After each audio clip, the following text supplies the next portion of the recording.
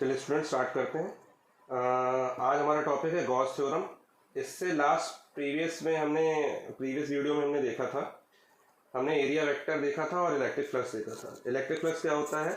जब किसी सरफेस से, क्लोज सरफेस से बहुत सारी इलेक्ट्रिक फील्ड लाइंस जा रही हैं या कुछ इलेक्ट्रिक फील्ड लाइंस जा रही हैं, तो वो क्या क्रॉस करने लग गई, यानी कि वो इलेक्ट्रिक फील्ड लाइंस नहीं है, वो इलेक्ट्रिक फ्लक्स कहलाने लग गई है ना। कब? जब वो इलेक्ट्रिक फील्ड लाइंस किसी सरफेस को क्रॉस करने लग जाएगी। और ऐसा कब करेंगी? सपोज मैंने कोई एक सिलेंडर ले लिया, सपोज, है ना, सिलेंडर। अब इस सिलेंडर के अंदर, है ना, इस सिलेंडर के अंदर से फ्लक्स निकल रहे हैं ये। तो ऐसा कब निकलेंगे? जब इसके अंदर क्या होगा? चार्ज होगा। ठीक है, इसके अंदर क्या होंगे? चार्ज होंगे। तो चार्ज की तरफ, है ना, पॉजिटिव चार्ज होगा तो बाहर की ओर निकलेगी। ठीक है, तो पॉजिटिव चार्ज है अगर मान लीजिए, तो इलेक्ट्रिक फील्ड जो है बाहर की ओर निकल रही है, और बाहर की ओर निकल रही है तो सरफेस को क्रॉस करती हुई जा रही है। इसके सभी curved surface area, cross section surface area, सभी क्लोज सरफेस एरिया को क्रॉस करते हुए जा रही है। और जब क्रॉस करने लग जाती है इलेक्ट्रिक फील्ड लाइन किसी सरफेस को, क्लोज सरफेस को, तो हम उसको क्या बोलते हैं? Electric flux. ठीक है, और वो हमेशा किसके? इलेक्ट्रिक फील्ड, उसको हम फ्लक्स, इलेक्ट्रिक फ्लक्स डेंसिटी बोलने लग जाते हैं। क्या बोलने लग जाते हैं? Electric flux density. अब मैंने एक छोटा सा एरिया ले लिया और मैंने बोला इसमें से सपोज बहुत सारी लाइनें जा रही हैं, तो इलेक्ट्रिक फील्ड लाइन्स जा रही हैं, तो वो क्या कहलाएगी? Electric flux density. थोड़ी सी जा रही तो इलेक्ट्रिक फ्लक्स डेंसिटी कम हो जाएगी। जितनी ज़्यादा number of electric field lines किसी छोटे से एरिया से जाएंगी तो इलेक्ट्रिक फ्लक्स डेंसिटी उतनी ज़्यादा होगी। लेकिन बात ये आती है कि ये फील्ड कब बनेगी? जब अंदर क्या होगा? चार्ज होगा। किसी क्लोज सरफेस एरिया के अंदर क्या होना चाहिए? चार्ज होना चाहिए। तो सपोज गॉस थ्योरम आपका यहाँ पे यही बोलता है कि गॉस थ्योरम यही रिलेशन बताता है चार्ज और फ्लक्स के बीच में, है ना। अंदर जितने चार्जेस होंगे बाहर उतने ही फ्लक्स होंगे, उनका ये कहना है गॉस थ्योरम का। According to this theorem, the surface integral of electrostatic field E produced by any sources over any closed surface S enclosing a volume V in vacuum। मतलब कि अगर सपोज कोई हमने एक सरफेस एरिया ले लिया, है ना, और उसमें से क्या बोला? Surface integral of electrostatic field E produce by any sources over any close surface. अब यहाँ पे सोर्स क्या है? चार्ज है। उस चार्ज से जितनी इलेक्ट्रिक फील्ड जा रही है उस सरफेस एरिया को क्रॉस करते हुए जा रही है ना। Close surface S enclosing by volume we, है ना। अब ये पूरा का पूरा इसका वॉल्यूम तो वी था, और वी वॉल्यूम के अंदर क्या होते हैं? सरफेसेस। आपको मैंने लास्ट टाइम बताया था, पॉइंट से मिलके बनती है लाइन, और लाइन से मिलके बनती है सरफेस, और सरफेसेस से मिलके बनता है क्या? वॉल्यूम। तो वॉल्यूम सरफेस से तो मिलके बना हुआ है। ठीक है, तो वो क्या होगा? इस थ्योरम के अकॉर्डिंग जो सरफेस इंटीग्रल है किसका? इलेक्ट्रिक फील्ड का, produce by any sources over any close surface S, है ना। एस ले लिया, या इसका छोटा सा स्मॉल पोर्शन मैंने अभी डी एस ले लिया सपोज, है ना। तो इन वैक्यूम, तो वो क्या होता है? गॉस थ्योरम होता है। या फिर दूसरे शब्दों में हम बोलते हैं यहाँ पे, the total electric flux over the close surface S in vacuum is 1/ε0 times the total charge Q contained inside S, है ना। That is phi E is equals to surface, close surface integral of E dot D S equals to Q/ε0। तो ये वाला formula तो आपने flux का देखा हुआ था, इलेक्ट्रिक फ्लक्स का, इक्वल्स टू Q/ε0। यहाँ पे मैंने लिखा हुआ है phi is equals to Q/ε0। तो ये आपका गॉस थ्योरम है ना। ये आपका गॉस थ्योरम है सिंपल लैंग्वेज में। ठीक है, चलिए अब इसके बाद हम यहाँ पे जो भी चार्ज है, चार्ज सरफेस के अंदर, उसको हम कैसा कंसीडर करके चलते हैं? Point charge. और उसका कंटिन्यूस डिस्ट्रीब्यूशन है। सरफेस पे कैसा है? कंटिन्यूस। सरफेस के अंदर क्या है? कंटिन्यूस डिस्ट्रीब्यूशन है। तो जितना अंदर चार्ज होगा, एक्चुअली जितना अंदर चार्ज होगा उतने ही बाहर क्या होंगे? इलेक्ट्रिक फ्लक्स होंगे। लेकिन मीडियम पे भी डिपेंड करता है, इसलिए परमिट करेगा मीडियम को, तो इसलिए हम यहाँ पे इलेक्ट्रिकल परमिटिविटी भी लगा दी है हमने यहाँ पे। ठीक है, चलिए इसके बाद हम बात करते हैं कि जो सरफेस आपने चूज किया है, वो सरफेस को हम क्या बोलेंगे? Gaussian surface. तो यहाँ पे हमने जो सरफेस चूज किया, सपोज ये डी एस, तो उसको हम क्या बोलेंगे? Gaussian surface. मैं एक दूसरा डायग्राम बनाता हूँ, उससे एक्सप्लेन करता हूँ आपको। देखिए मैंने यहाँ पे लिखा हुआ है, the surface chosen to calculate the surface integral is called Gaussian surface. तो जिस भी सरफेस से हम इलेक्ट्रिक फील्ड निकाल रहे हैं उसको हम क्या बोलेंगे? Gaussian surface. यहाँ पे हम प्रूफ देख लेते हैं इसका। प्रूफ में मैंने एक स्फीयर बनाया हुआ है यहाँ पे, है ना। एक सिमेट्रिकली सरफेस लेनी है हमको, हमेशा ध्यान रखिएगा सिमेट्रिकली सरफेस पे ही वैलिड है ये। तो स्फेरिकली सिमेट्रिक सरफेस हमने सिर्फ लिया हुआ है इसके लिए, ठीक है।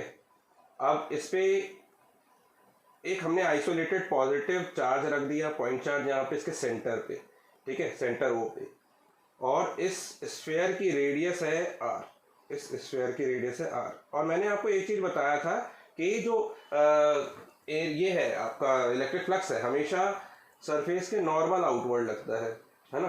सरफेस की क्या है, इलेक्ट्रिक फील्ड जो होती है हमेशा सरफेस के आउटवर्ड नॉर्मल निकलेगी। तो यहाँ पे पॉइंट, ये पूरा का पूरा एक्चुअली पॉइंट चार्ज की तरह एक्ट करेगा, अभी हम देखते हैं यहाँ पे, ठीक है ना। लेकिन यहाँ पे अभी हमने सेंटर पे पूरा का पूरा एक पॉइंट चार्ज रखा हुआ है हमने, जो कि आर डिस्टेंस यहाँ से आर डिस्टेंस पे उसकी सरफेस है, यानी कि रेडियस इसकी आर है। यहाँ पे एक छोटा सा पूरा एलिमेंट, पूरा सरफेस जो है, सरफेस एरिया हमने एस लिया हुआ है ना, क्लोज सरफेस, और इसका एक छोटा सा पोर्शन हमने क्या लिया हुआ है, डी एस लिया हुआ है ना। अब इस डी एस से क्यू चार्ज की वजह से हमको इस पॉइंट पी पे इलेक्ट्रिक फील्ड इंटेंसिटी हम फाइंड आउट करते हैं, है ना। तो इलेक्ट्रिक फील्ड इंटेंसिटी सरफेस पे फाइंड आउट करते हैं प्लस क्यू चार्ज की वजह से। तो इसके लिए हमको क्या लगाना पड़ेगा, कूलॉम्स लॉ, ठीक है। तो according to Coulomb's law electric field intensity, according to Coulomb's law electric field intensity at point P है ना, पॉइंट पी पे हम electric field intensity find out करते हैं। तो इलेक्ट्रिक फील्ड इंटेंसिटी का फॉर्मूला लगा देंगे हम यहाँ पे, ऑन द सरफेस लिख देते हैं पूरा, on the surface of the sphere, है ना। तो कौन सा फॉर्मूला होता है इलेक्ट्रिक फील्ड इंटेंसिटी का, ड्यू टू पॉइंट चार्ज, क्योंकि ये पॉइंट चार्ज है। तो इलेक्ट्रिक फील्ड इंटेंसिटी का फॉर्मूला लिख दिया आपने, E equals to Q upon 4 pi epsilon naught, यहाँ पे आर स्क्वायर, लेकिन मैंने यहाँ वेक्टर लगाया हुआ है, तो आपको ऑब्वियसली यहाँ पे रेडियस के अलॉन्ग डायरेक्शन ले रहे हैं, तो यहाँ पे डायरेक्शन क्या लेंगे हम, यहाँ पे आर कैप। आर क्या बता रहा है, आर क्या बता रहा है कि पी पॉइंट पे electric field intensity radially outward, plus Q charge है ना, तो रेडियली आउटवर्ड, यानी कि इस डायरेक्शन में इलेक्ट्रिक फील्ड इंटेंसिटी होगी, है ना, इलेक्ट्रिक फील्ड लाइन होगी यहाँ पे। तो इतना हो जाएगा आपका, यहाँ पे आर कैप लगा दीजिए, ठीक है। इसको इक्वेशन नंबर 1 दे देते हैं। यहाँ पे आर कैप क्या है, unit vector, where R cap is unit vector directed from O to P. O to P कहाँ से कहाँ, ये है आपका ओ से लेके पी की डायरेक्शन में इलेक्ट्रिक फील्ड इंटेंसिटी है ना। ये आर, यहाँ पे आर वेक्टर, आर क्या है यहाँ पे, आर वेक्टर, ठीक है, एरो लगा दिया हमने यहाँ पे, आर वेक्टर बता रहा है यहाँ पे, ठीक है। अब हम एक स्मॉल एरिया एलिमेंट हमने यहाँ पे ये जो डी एस कंसिडर किया हुआ है, इसको हम क्या बोलते हैं, स्मॉल एरिया एलिमेंट, है ना, ये डिफरेंशियल एलिमेंट। तो मैं यहाँ पे लिख देता हूँ उसको, देखिए यहाँ पे मैंने लिख दिया, consider small area element D S of the sphere around P. यहाँ पे डी एस है ना, जो small area element D S लिया है हमने यहाँ पे, ठीक है, उसको हमको वेक्टर फॉर्म में रिप्रेजेंट करना पड़ेगा, है ना। तो आप यहाँ पे लिखोगे late it be represented by vector along। देखिए यहाँ पे वेक्टर along, यहाँ पे देखिए इसको, ये आर वेक्टर तो मैं ले रहा हूँ यहाँ पे, है ना, आर वेक्टर तो मैं ले रहा हूँ, लेकिन मुझे एरिया का भी वेक्टर लेना है। ये तो जो आर वेक्टर लिया है मैंने, इलेक्ट्रिक फील्ड का वेक्टर लिया है, यहाँ पे तो सरफेस एरिया वेक्टर भी तो लेना है मुझे। तो एरिया वेक्टर हमेशा यूनिट वेक्टर होता है, मैंने आपको बताया था, एन कैप से डिनोट करेंगे हम यहाँ से, है ना। तो ये क्योंकि डी एस क्या है, यहाँ पे एरिया वेक्टर बनाना है हमको, तो एन कैप एक यूनिट वेक्टर लेना पड़ेगा। तो क्या लिखना पड़ेगा, let it be represented by the vector D S equals to, आप क्या लिखोगे, वेक्टर है तो उसका मैग्नीट्यूड डी एस किस डायरेक्शन में, एन कैप की डायरेक्शन में, है ना। एन कैप क्या है यहाँ पे, where N cap is unit vector, N cap is unit vector. यहाँ आर कैप जो था वो unit vector directed from O to P due to electric field intensity, मतलब इलेक्ट्रिक फील्ड इंटेंसिटी की डायरेक्शन बता रहा था, जबकि एन कैप जो है वो एरिया वेक्टर का डायरेक्शन बता रहा है, यूनिट वेक्टर एन कैप से रिप्रेजेंट कर रहे हैं, unit vector along outward normal, along outward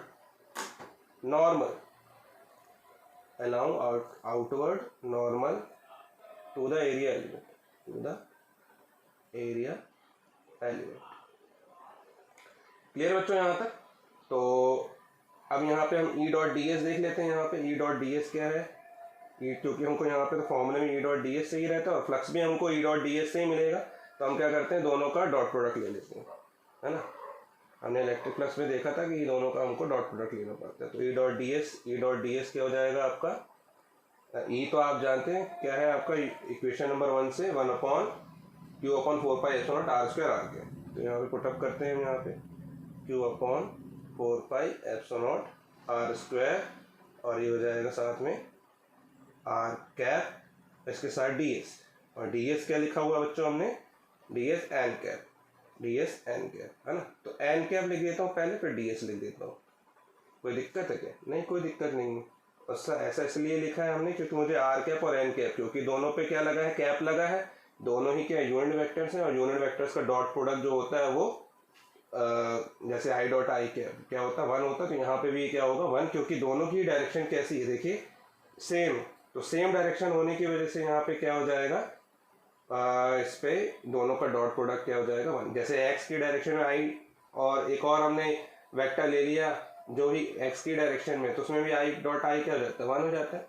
ऐसे ही यहाँ पे हर पॉइंट पे ऐसा होगा, चाहे यहाँ पे ले लीजिए चाहे यहाँ पे लीजिए, हर पॉइंट पे क्या होगा उसका एरिया वेक्टर और इलेक्ट्रिक फील्ड हमेशा कैसे निकलेंगे, एक ही डायरेक्शन में निकलेंगे। तो यहाँ एन कैप और आर कैप एक ही डायरेक्शन में, तो इन दोनों का डॉट प्रोडक्ट क्या हो जाएगा 1 हो जाएगा, है ना। तो मैं यहाँ लिख देता हूँ यहाँ पे, तो देखिए मैंने यहाँ पे लिख दिया है यहाँ पे कि as normal to a surface at every point is along the radius vector at that point.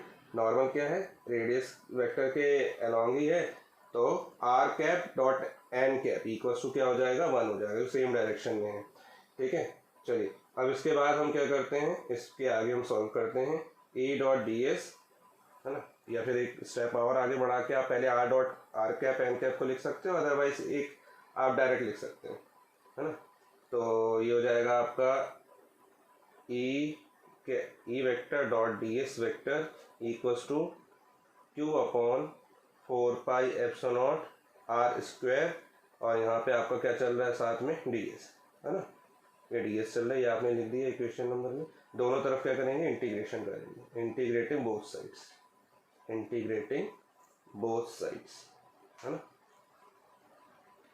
Both sides over close surface area, over closed surface area. तो देखिए ओवर क्लोज सरफेस एरिया अगर हम इंटीग्रेशन करेंगे तो क्या हो जाएगा, यहाँ पे क्लोज, इसको हम बोलते हैं क्लोज सरफेस इंटीग्रल, ठीक है। आप मैथ्स में पढ़ेंगे, मैथ्स वाले हैं तो, बायो वाले नहीं जानते होंगे तो उनको बताते हैं, उसको हम बोलते हैं क्लोज सरफेस इंटीग्रल, ठीक है ना। सरफेस जो होता है वो 2D एक प्लेन होता है ना, two obviously 2 dimension quantity, physical quantity, equals to यहाँ पे क्या हो जाएगा आपका Q upon 4 pi epsilon naught, बाहर आ गया Q upon 4 pi epsilon naught, R square भी बाहर आ गया, सिर्फ क्लोज सरफेस इंटीग्रेशन होगा आपका एस यहाँ पे डी एस का, ठीक है। तो ये देखिए ये जो डी एस है, इस डी एस को छोटा सा एलिमेंट है, इसका जब इंटीग्रेशन करूंगा तो पूरा ऐसा आ जाएगा, क्लोज सरफेस जो एरिया है, टोटल एरिया जो है स्फीयर का, वो पूरा ऐसा आ जाएगा, है ना। तो total area of surface of sphere ही है यहाँ पे इंटीग्रेशन, ठीक है। इसकी जगह यानी कि मैं क्या लिख सकता हूँ, यहाँ पे ये लिख सकता हूँ Q upon 4 pi epsilon naught R square, और इस पूरे की जगह मैं क्या लिख देता हूँ, total area of surface, total area of surface किसका, स्फीयर का, ऑफ स्फीयर। क्लियर? तो यहाँ पे ये हो जाएगा आपका, ठीक है, यहाँ पे Q upon 4 pi epsilon naught R square, और टोटल सरफेस एरिया किसी स्फीयर का क्या होता है 4 पाई आर स्क्वायर, तो ये हो जाएगा आपका 4 पाई आर स्क्वायर, अगर आपने मैथ्स में पढ़ा होगा 10th क्लास में तो, ठीक है। चलिए तो यहाँ पे देखिए 4 से 4 कैंसिल हो रहा है आपका, पाई से पाई कैंसिल हो रहा है, सिर्फ आपका यहाँ पे क्या बच रहा है, आर स्क्वायर से आर स्क्वायर भी कैंसिल हो रहा है, सिर्फ आपका क्या बच रहा है यहाँ पे क्यू अपॉन एप्सिलॉन नॉट, और यहाँ पे क्या है ई dot D S, close surface integral of E dot D S. और ई डॉट डी एस बच्चों क्या होता था इलेक्ट्रिक फ्लक्स की डेफिनेशन से? Total electric flux passing through a close surface area. तो ये आपका गॉस थ्योरम प्रूव हो जाता है बच्चों यहाँ से, ठीक है ना, इट प्रूव्स गॉस थ्योरम, ठीक है, ठीक है। तो ये प्रूफ होता है गॉस थ्योरम। अब इसके बाद अगर ये तो हमने एक पॉइंट चार्ज लिया था सेंटर पे, अगर मान लीजिए ऐसे बहुत सारे पॉइंट चार्ज होते हैं तब क्या होता है बच्चों, तब देखते हैं हम। सपोज मैंने यहाँ पे लिखा हुआ है if there are point charges Q1 Q2 Q3 dead and Qn line inside the surface each will contribute to the electric flux independent of the other, है ना। तो बहुत सारे पॉइंट चार्जेस हैं अगर मान लीजिए किसी सरफेस के अंदर, तो सभी के सभी से इलेक्ट्रिक फील्ड निकल रही होगी जो कि सरफेस को क्रॉस कर रही होगी, तो सभी के सभी इलेक्ट्रिक फ्लक्स बना रहे होंगे, क्रॉस कर रहे हैं, ठीक है बच्चों। तो इलेक्ट्रिक फ्लक्स अगर यहाँ पे बन रहे हैं आपके, तो सभी क्या हो जाते हैं यहाँ पे, सबका अलजेब्रिक सम हो जाएगा। सारे फ्लक्सेस स्केलर क्वांटिटी है, तो सारे फ्लक्सेस का क्या हो जाएगा, एडिशन हो जाएगा। तो और ये सारे के सारे एक दूसरे से इंडिपेंडेंट हो गए, यानी कि सुपरपोजिशन प्रिंसिपल को ओबे कर रहे हैं, तो है ना, therefore by superposition principle net flux क्या हो जाएगा यहाँ पे, नेट फ्लक्स, है ना, नेट फ्लक्स। अगर बहुत सारे चार्जेस है तो नेट फ्लक्स जो होगा वो फाई ई होगा, जो कि कितना हो जाएगा बच्चों, सबकी वजह से फाई E1 फाई E2 ऐसे करके लिख सकते हैं, phi E1 plus phi E2 plus phi E3 plus dash phi En, अगर n है तो, है ना। तो यहाँ देखिए फाई E नेट फ्लक्स है और ये सारे के सारे Q1 Q2 Q3 चार्जेस की वजह से इलेक्ट्रिक फ्लक्स बन रहे हैं यहाँ पे, है ना। तो फाई E1 है तो अकॉर्डिंग टू गॉस थ्योरम के अकॉर्डिंग हमने अभी फॉर्मूला फाइंड आउट कर लिया, निकाल लिया हमने, है ना, प्रूफ कर लिया। Phi E is equals to total net charge upon या उस चार्ज जिसकी चार्ज की वजह से बने हैं। तो यहाँ पे एक चार्ज क्या है कि इनसाइड द चार्ज, है ना, यहाँ पे क्या है, इनसाइड चार्ज, जैसे Q इनसाइड अपॉन एप्सिलॉन। तो यहाँ पे इनसाइड द सरफेस जितने चार्जेस होंगे, तो सपोज जो फाई E1 बना है वो Q1 की वजह से बना है, तो वो क्या हो जाएगा according to Gauss theorem, Q1 upon epsilon. हमने यहाँ पे फ्री स्पेस की बात की हुई वैक्यूम में, है ना। अच्छा ठीक है, इसमें अगर मान लीजिए फ्री स्पेस नहीं होता, वैक्यूम होता, तो यहाँ पे फ्री स्पेस वैक्यूम नहीं होता, एयर नहीं होती, तो यहाँ कोई दूसरा मीडियम होता अगर, तो एप्सिलॉन नॉट की जगह एप्सिलॉन आता, क्या आता, एप्सिलॉन सिर्फ आता, ठीक है। चलिए अभी तो ये हमने फ्री स्पेस पे रखा हुआ है। क्या होगा फाई E1 की वजह से Q1 अपॉन एप्सिलॉन नॉट, और फाई E2 की वजह से क्या हो जाएगा Q2 अपॉन एप्सिलॉन नॉट, ऐसे इसकी वजह से Q3 upon epsilon not plus dash plus यहाँ पे Qn, nth चार्ज की वजह से जो फ्लक्स है Qn अपॉन एप्सिलॉन नॉट, ठीक है। तो इसमें से कॉमन जो आ रहा है वो निकाल लीजिए, 1 अपॉन एप्सिलॉन नॉट, यहाँ पे ये Q1 plus Q2 plus Q3 plus dash ये Qn ऐड हो जाएंगे यहाँ पे, तो ये हो जाएगा आपका 1 अपॉन एप्सिलॉन नॉट। अगर मैं बोल रहा हूँ इसको टोटल चार्ज, क्योंकि हमने तो यहाँ पे टोटल चार्ज लिखा है, नेट चार्ज, है ना, नेट चार्ज तो कैपिटल Q से डिनोट करते हैं, तो यहाँ पे हम इसकी जगह क्या लिख देते हैं, Q, है ना, इसकी जगह क्या लिख देते हैं, Q अपॉन एप्सिलॉन नॉट, और यहाँ पे आपका फाई E था, ठीक है। तो ये आपका पूरे सरफेस एरिया से जितने भी चार्जेस होंगे उसकी वजह से इलेक्ट्रिक फ्लक्स इतना आ रहा है, ठीक है। वहाँ पे बता दीजिए यहाँ पे Q क्या है, वेयर Q इक्वल्स टू यहाँ पे टोटल सम है इसका Q1 प्लस Q2 प्लस ऐसे चार्ज का। तो हम यहाँ पे पूरा एक जनरल फॉर्मूला लेते हैं, समेशन लगा के I इक्वल्स टू 1 ले लेते हैं, एक अलग से वेरिएबल ले लेते हैं, एंड यहाँ पे 1 2 3 बढ़ रहा है ना, तो यहाँ पे Q I ले लेते हैं, तो ये हो जाएगा आपका Q, है ना, algebraic sum of all the charges inside the close surface. तो इसका मतलब यहाँ पे क्या हुआ, हेंस हम यहाँ पे इसका कंक्लूजन, इसकी डेफिनेशन लिख लेते हैं। तो देखिए यहाँ पे कंक्लूजन निकल रहा है। कंक्लूजन में हमने ये देखा कि जो charges, total charges inside the surface है, उसके 1 अपॉन एप्सिलॉन नॉट टाइम्स क्या होता है, नेट फ्लक्स होता है। Total electric flux over a close surface in vacuum is 1 upon epsilon not time the total charge with in the surface regardless of how the charges में be distributed. इस बात से बिल्कुल ये डिपेंड नहीं करता है कि वो किस तरीके से इसमें डिस्ट्रीब्यूट किया गया है ना। तो कैसे डिस्ट्रीब्यूट हुआ है, अभी हम कंटिन्यूस चार्ज डिस्ट्रीब्यूशन भी देखेंगे।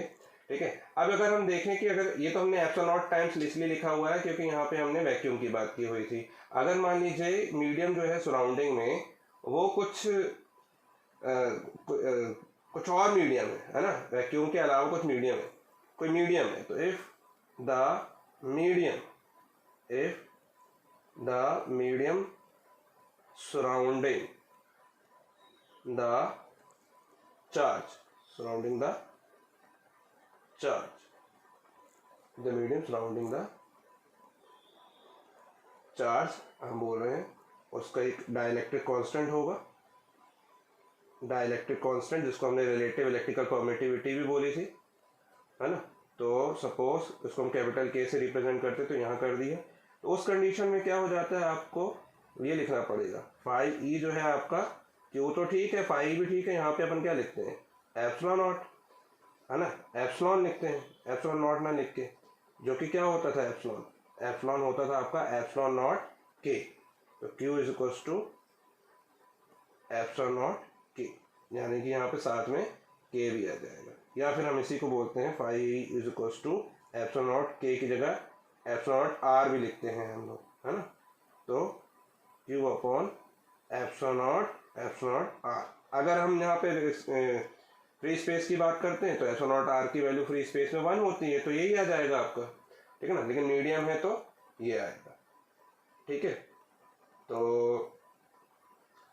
अब अगर मान लीजिए ये, ठीक है, ये किसी मीडियम के लिए टोटल इलेक्ट्रिक फ्लक्स हो गया ओवर एनी क्लोज सरफेस, ठीक है, और अगर कोई चार्ज नहीं है क्लोज सरफेस के अंदर, है ना, इफ नेट चार्ज 0, तो जो आपका टोटल नेट फ्लक्स है वो भी क्या होगा 0 according to this Gauss theorem, है ना। इसका मतलब ये कि total electric flux through a close surface is 0 if no charges enclose by the surface. तो चार्ज एनक्लोज होना चाहिए सरफेस से, बाहर के जो चार्जेस है सरफेस से बाहर के चार्जेस उसमें कंट्रीब्यूशन नहीं लेंगे, ठीक है, बाहर के चार्जेस से कोई लेना देना नहीं है, जितने चार्जेस इनसाइड द सरफेस हैं उसी की वजह से इलेक्ट्रिक फ्लक्स जो बाहर बन रही है सिर्फ उसी को काउंट किया जाएगा, है ना।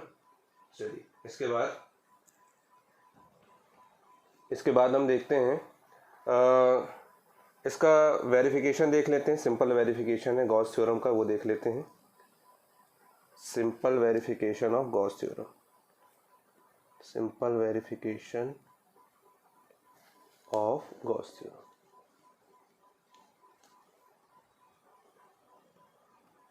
देखिए सबसे पहले तो जो गॉस थ्योरम है वो कॉमनली यूनिफॉर्म इलेक्ट्रिक फील्ड के लिए ही लगता है ना, यूनिफॉर्म इलेक्ट्रिक फील्ड और सिमेट्रिक सरफेस के लिए ही लगेगा ये, ठीक है। तो हमने सपोज एक अनचार्ज, यानी कि अनचार्ज मतलब कि जिसमें कोई चार्ज ना हो, एक सिलेंडर चूज कर लिया, एक सिलेंडर हमने ऐसे देख लिया, ये सिलेंडर है, ठीक है, और ये इसकी एक्सिस है, सिलेंडर की एक्सिस हो गई, ठीक है, और जिसमें कोई चार्ज नहीं है ना, no charge inside the cylinder, और इसको हमने एक एक्सटर्नल यूनिफॉर्म इलेक्ट्रिक फील्ड में रख दिया, ठीक है, ऐसे लाइक दिस, ये मैं बना दे रहा हूँ uniform electric field, constant electric field मतलब, ठीक है, ये यूनिफॉर्म इलेक्ट्रिक फील्ड है,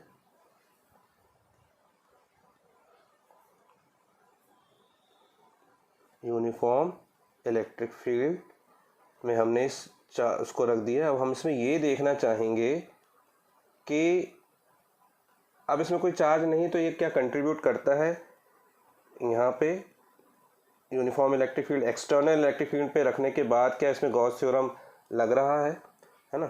तो ये आपका यहाँ पे मैंने कुछ इस तरीके से बनाने की कोशिश की अपनी तरफ से, ये क्या है यहाँ पे uniform external uniform electric field, external uniform electric field,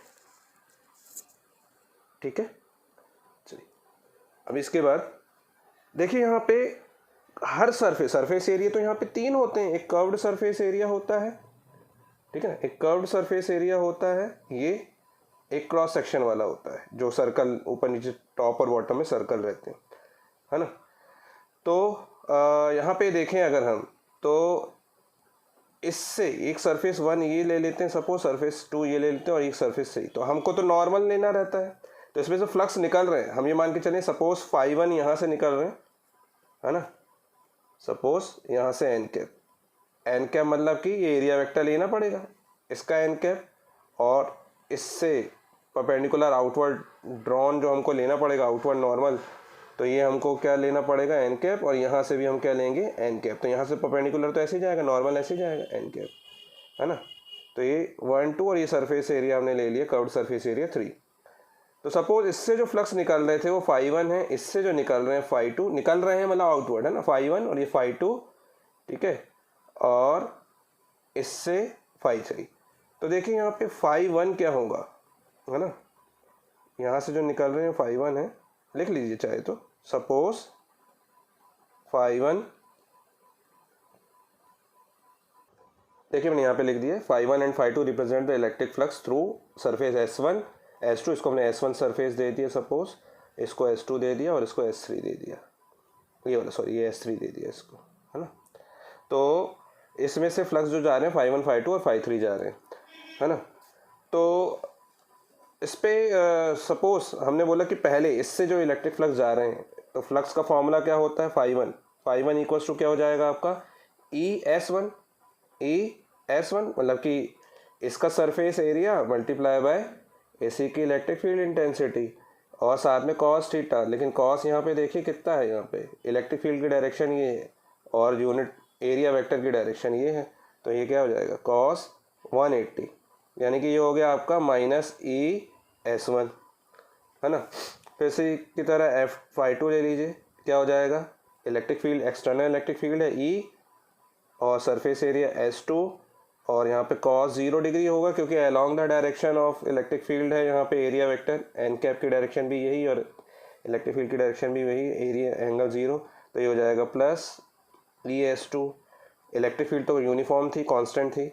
यहाँ पे ये अगर यूनिफॉर्म सिलेंडर है, यानी कि ये वाला एरिया और ये वाला एरिया भी सेम है, यूनिफॉर्म ही रखेंगे हम, रखेंगे तो ठीक है, अगर रखते हैं तो ये दोनों बराबर हैं, उस कंडीशन में टोटल जो फ्लक्स हो जाएगा इनका वो क्या हो जाएगा φ1 प्लस φ2, जो कि क्या हो जाएगा -ES प्लस ES, जो कि हो गया आपका 0, -ES प्लस ES यानी कि 0 हो गया। अब 3 पे देख लेते हैं, इनकी वजह से तो आपस में इलेक्ट्रिक फ्लक्स नेट फ्लक्स जो हो गया वो 0 हो गया।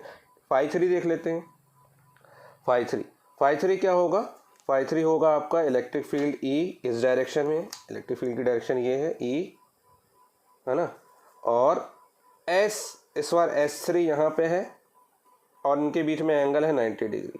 तो देखिए cos 90 0 होता है, मैंने आपको बताया था परपेंडिकुलर, अगर इलेक्ट्रिक फील्ड और क्या कहते हैं एरिया वेक्टर में एंगल 90 डिग्री एक दूसरे के परपेंडिकुलर है, ठीक है, सरफेस एरिया का एरिया वेक्टर से हम जो एंगल लेते हैं, एरिया वेक्टर ऐसा है और इलेक्ट्रिक है ना, एरिया वेक्टर ऐसा है, इलेक्ट्रिक फील्ड ऐसे है, तो एंगल क्या हो जाएगा 0, कि उससे होके जाने वाले इलेक्ट्रिक फ्लक्स जा ही नहीं रहे, मिनिमम है ना, तो ये मिनिमम हो गया, ऑलमोस्ट 0 हो गया। तो यानी कि नेट इलेक्ट्रिक फ्लक्स जो हो गया सिलेंडर से जाने वाला नेट इलेक्ट्रिक फ्लक्स, है ना, वो कितना हो गया 0। क्यों, क्योंकि अंदर कोई भी चार्ज नहीं था। तो ये प्रूफ करता है गॉस थ्योरम कि अंदर कोई भी चार्ज नहीं है, तो इलेक्ट्रिक फ्लक्स जो होंगे वो 0 होंगे, ठीक है। इसके बाद एक क्वेश्चन दिया हुआ इसके बाद कि a charge Q is placed at A distance a/2 above the center of the horizontal square surface of HA वाले स्क्वायर के सेंटर से a/2 डिस्टेंस पे एक चार्ज Q प्लेस है। तो find the flux of the electric field through the square surface से जाने वाले टोटल फ्लक्स, आपको इलेक्ट्रिक फील्ड बतानी है, find the flux of the electric field, flux बताना है आपको, टोटल कितना होगा, है ना। तो सपोज आपको एक बात समझ में आ रही होगी कि ये AH का स्क्वायर है और ये a/2 डिस्टेंस पे है, यानी कि अगर मैं इस पर एक क्यूब बना दूं तो उसके हाफ पे, यानी कि ऐसे AH का ही क्यूब बनाना पड़ेगा, ऊपर भी A ही लेके जाना पड़ेगा, तो उसके सेंटर पे रखा हुआ, यानी कि क्यूब का भी सेंटर पे रखा होगा। तो सपोज मैं यहाँ पे एक और ऐसे क्यूब बना देता अगर, ठीक है, लाइक सपोज बनाने की कोशिश करता हूँ मैं, ऐसे, ये लाइक दिस, ये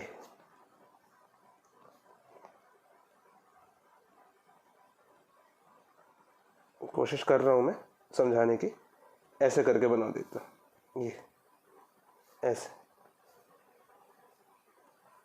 ऐसे करके, ये सपोज है ना, थोड़ा मैंने कोशिश की है। अब देखिए यहाँ पे जो क्यूब है, ये एक क्यूब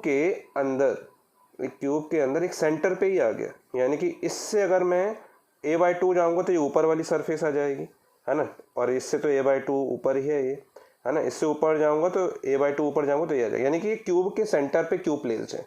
तो जब सेंटर पे प्लेस होता है तो हमने अभी गॉस थ्योरम पढ़ लिया कि गॉस थ्योरम में ये बोलता है कि अगर कोई चार्ज सेंटर पे प्लेस्ड है तो उसे यूनिफॉर्मली इसमें से इलेक्ट्रिक फील्ड जाती हैं, है ना। ये तो हमने पहले भी पढ़ लिया था लेक्चर 1 पे, मैं डिस्क्रिप्शन में डाल दूंगा, आप देख लीजिएगा मेरे प्रीवियस वीडियोस। उसमें देखिए यहाँ पे एक यूनिट पॉइंट चार्ज की वजह से जो इलेक्ट्रिक फील्ड बनती है हमेशा रेडियली आउटवर्ड निकलती है, ठीक है ना। तो हमको सिर्फ वो गॉस थ्योरम बोलता है कि हमें सिर्फ वो वाली इलेक्ट्रिक फील्ड लेनी है जो रेडियली आउटवर्ड या फिर आउटवर्ड नॉर्मल निकल रही है। तो देखिए यहाँ पे जो आउटवर्ड नॉर्मल निकलेगी वो इस सरफेस से, ये वाली सरफेस से कैसे निकलेगी, इस सरफेस से ये ऐसे निकलेगी, इस सरफेस से ऐसे निकलेगी, यहाँ से ये ऐसे निकलेगी डाउनवर्ड से, है ना, और ये वाली जो सरफेस है सामने वाली, है ना, इनसे ये ऐसे निकल रही है, और ये इसी के पीछे ये वाली सरफेस 6 सरफेसेस है, तो 6 सरफेस से नॉर्मल निकल रही है ना। तो 6 सरफेसेस से नॉर्मल निकल रही हैं अगर मान लीजिए, तो इससे जो इलेक्ट्रिक फील्ड भी कैसी बनेगी, यूनिफॉर्म, क्योंकि एक ही तो चार्ज है, एक चार्ज से हमेशा यूनिफॉर्मली डिस्ट्रीब्यूट होती हैं हर तरफ इलेक्ट्रिक फील्ड। तो हम जो नॉर्मल है वो वाली इलेक्ट्रिक फील्ड लेंगे तो नेट फ्लक्स जो होगा वो कितना हो जाएगा आपका, इस सरफेस सबकी कैसी है, सरफेस आपकी यहाँ पे a² ही है यहाँ पे, है ना। तो मैं s मान के चल रहा हूँ यहाँ पे, s = a², तो सभी में एक सी रहेगी यहाँ पे, ठीक है। तो सबसे पहले बॉटम वाली जो सरफेस हमें गिवन थी ऑलरेडी, ठीक है, उसमें से जो नेट फ्लक्स जा रहे हैं, टोटल फ्लक्स जो जाएंगे वो हमने बोल दिया E और S हो गया, प्लस ऐसे ही इससे भी जो जाएंगे, है ना, इससे जाएंगे नॉर्मल, मतलब किसी एंगल में भी बन सकते हैं। यहाँ पे हमको टोटल फ्लक्स चाहिए इस सरफेस से, टोटल फ्लक्स चाहिए इससे, चाहिए टोटल फ्लक्स इससे, चाहिए निकलने चाहिए, आउटवर्ड होने चाहिए, तो सबसे हो जाएंगे ES + ES, क्योंकि सबकी सरफेस एरिया S सेम है और E भी यूनिफॉर्म है, ES + ES, है ना, ऐसे करके 6 से होंगी, 6 से होंगी, 1 2 3 4 5 6 सरफेस से जाएंगे, तो ये हो जाएगा आपका 6 ES, है ना, ये हो जाएगा आपका नेट फ्लक्स phi = ES, ठीक है। तो नेट फ्लक्स हो गए 6, लेकिन हमारे गॉस थ्योरम के अकॉर्डिंग phi = क्या होता है आपका, Q/ε0, और phi की जगह क्या है 6 ES, है ना, 6 ES = Q/ε0, यानी कि ये हो जाएगा ES = Q/ε0, और ES आपका phi ही कहलाता है ना। ये तो नेट फ्लक्स हो गया, ये तो नेट फ्लक्स हो गया यहाँ पे, है ना। तो अकॉर्डिंग टू गॉस थ्योरम, या फिर आप जानते हैं नेट इलेक्ट्रिक फ्लक्स की जो डेफिनेशन होती है phi = ES होता है, तो यहाँ पे आप ES की जगह phi लिख दीजिए, यहाँ पे ES की जगह क्या लिख दिया आपने, phi = यहाँ पे, यहाँ 6 आ जाएगा साथ में, क्योंकि 6 था साथ में, तो Q/6ε0, ये इसका आंसर हो जाएगा। अब आप इसमें ε0 की वैल्यू पुटअप कर दीजिए, 8.85 × 10⁻12। अगर चार्ज दिया होता तो उसकी वैल्यू पुटअप कर देते तो टोटल आपका नेट फ्लक्स आ जाता सरफेस से, ठीक है। अभी आज के लिए इतना ही, इसके अलावा फिर हम गॉस के एप्लीकेशन पढ़ेंगे नेक्स्ट वीडियो में, और साथ साथ उसके न्यूमेरिकल करते जाएंगे। Okay, thank you.